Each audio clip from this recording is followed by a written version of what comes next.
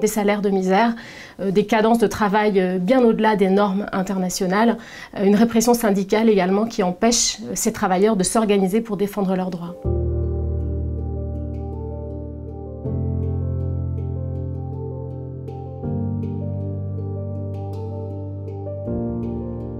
Malheureusement, des marques comme Nike, mais comme toutes les marques, d'autres marques de la fast fashion comme H&M, Primark, Zara, sont fondées sur le même modèle, une minimisation des coûts de production, au premier rang desquels les salaires des ouvriers dans les pays de production textile pour maximiser leurs profits.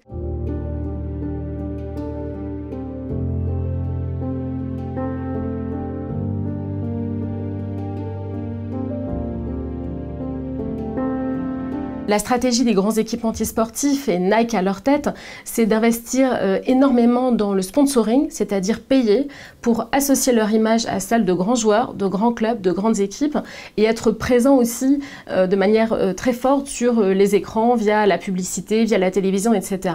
Donc ça dope leurs ventes, et des moments comme la Coupe du Monde sont des moments extrêmement importants pour valoriser leur image. Dans le même temps, ce sont des marques qui se désengagent de pays où les salaires sont devenus équivalents à un niveau d'un salaire vital, comme la Chine, pour aller chercher une main-d'œuvre encore moins chère. Ils ont tous les moyens de faire en sorte qu'une partie de cette valeur ajoutée, de ces profits considérables qui soient créés, soit redistribuée à ceux qui contribuent à leur croissance économique, c'est-à-dire les travailleurs, dans leur chaîne de confection textile.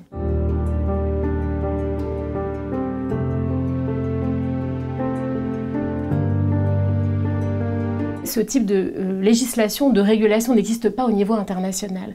Or, il y a des négociations qui sont entamées depuis 2014 aux Nations Unies pour l'élaboration d'un traité qui contraindrait les multinationales, partout où elles produisent, quelle que soit leur nationalité, à respecter les droits humains fondamentaux parce qu'elles pourraient être sanctionnées le cas échéant. Il ne faut pas négliger notre pouvoir d'interpellation de ces marques via les réseaux sociaux, directement auprès d'elles, via nos actes d'achat bien sûr. La situation évoluera si les consommateurs demandent à ces marques de faire évoluer leurs pratiques.